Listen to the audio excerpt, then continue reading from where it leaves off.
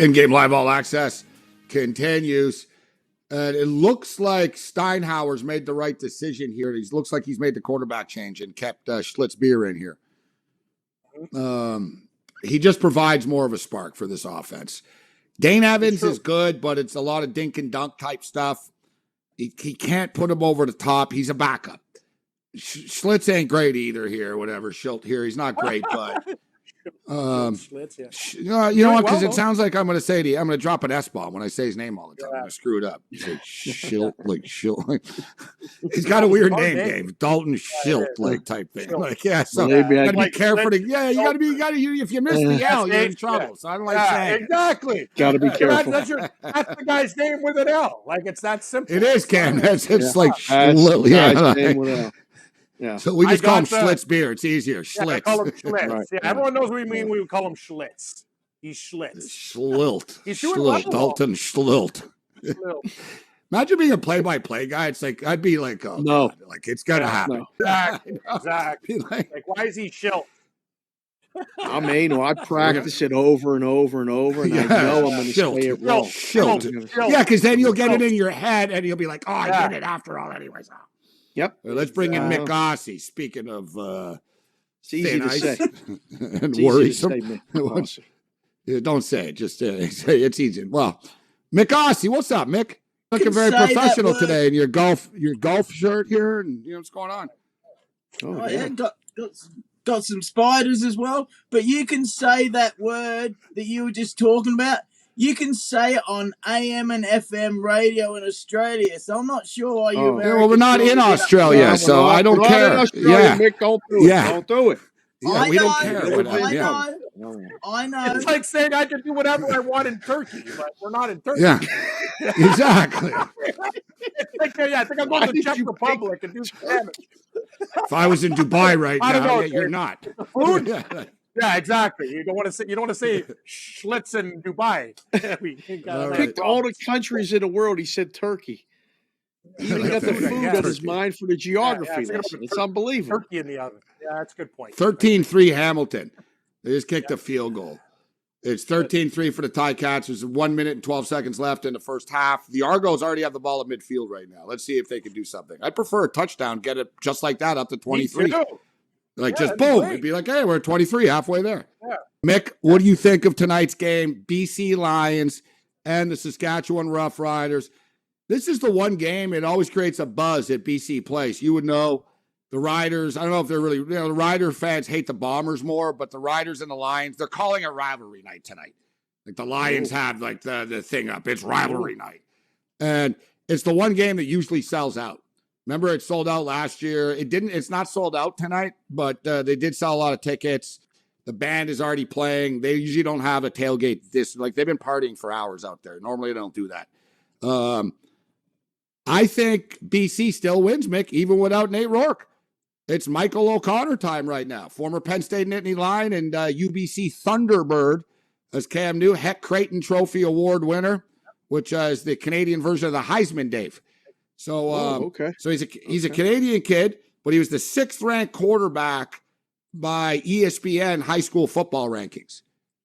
And the poor kid, out of all schools that he chooses to go to, is Penn State, but they had Christian Hackenberg at the time. So he wasn't playing. So, and in those days, he was with Bill O'Brien. So he got recruited by Bill O'Brien. So, and Bill O'Brien knows quarterbacks. So, but in those days, you had to sit out a year if you transferred. So he said, screw that. I'll just go play in Canadian University so I don't have to sit out. So he went to Canada and he won the Heck Creighton Trophy Award, won the national championship with the UBC Thunderbirds, and is now the backup. Except it was unheard of, as you know, Mick, to have a Canadian guy as quarterback in the CFL. The BC Lions not only started a quarterback, their backup is Canadian. So now they're doubling down. And people are like, oh, no, they're not going to be able to get away with this. They can and they will, Mick. Their offense, I'm not going to say they're not going to miss a beat. I don't think they put 40 up, but O'Connor's going to be fine. I'm taking the Lions. What's your pick, Mick? Well, first of all, I'm glad O'Connor, he got out of Penn State mentally still okay from that place. And UBC Thunderbird Stadium, Dave went to Penn State and save the The It editorials, was a- okay? that was We asked you about the after- game. That was after the point. Yeah. What are you talking about? It was massive news years ago. But why can't you bring it up? I'm not sure what you're talking about. Well, you Anyway, can bring it up, but I mean, he had nothing to do with the situation. It's irrelevant. Yeah. It's just, what's the pick? wow, you're grumpy tonight. Anyway, I hope you're right.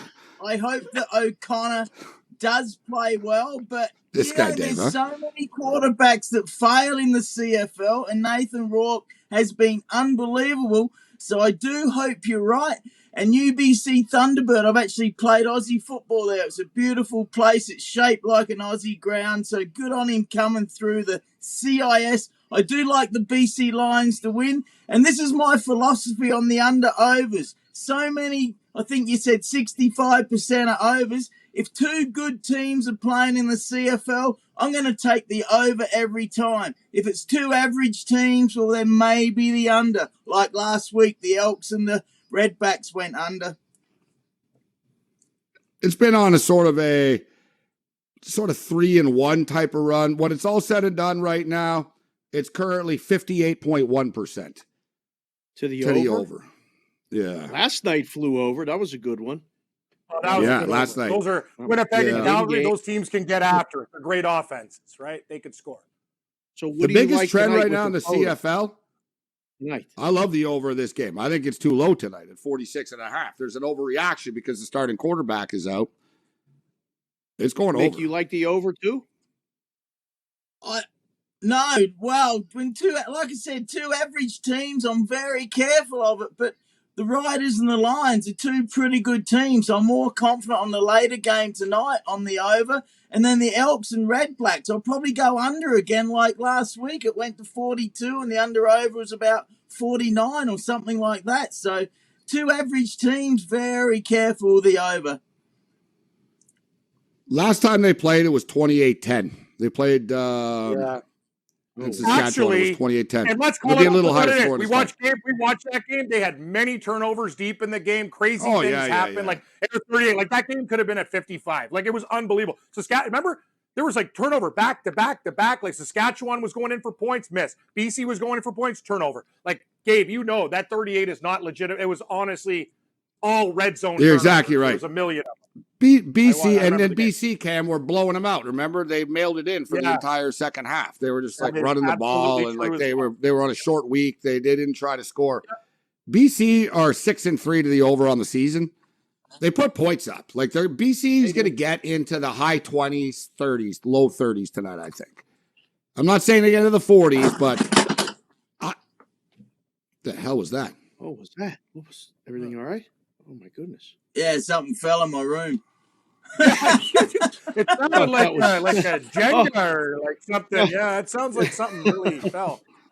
Like Was that a gun? Or something. He's coming out. That's a good call. Yeah. If you said name what fell, a gun would probably top three, Morency. What the hell is that? Bam! Like, surprised a grenade I didn't go off. just dropped my rifle. Oh well. What the hell is that? Cam's place was smoking a couple days ago. Now somebody's coming after Mick. I knew it was him, and he tried to stay silent. He's like someone that drops like a big fart on a bus. He tried to stay silent. Like I knew all the sounds. I'm like, nah, that's not one of our sets falling. That sounded like that's not my mic. It was a little too clean to be my mic, right? It's always something. So Mick, has to send it out. what is it? 11 in a row? Home losses for him is 11. I know they have not won at home as the Elks yet. Right, that's pretty crazy. They have not won. I think it's 11 in a row. Yeah, since they changed their name, they haven't won a home game. It's the second year now. It's the second. We're in the year 2. It's time to win. Tomorrow is the day. Tomorrow is the day. Edmonton win for the first time as the Elks in Edmonton. Wow. Yeah. It's true. Big news. Mick, they will. Are they going to win?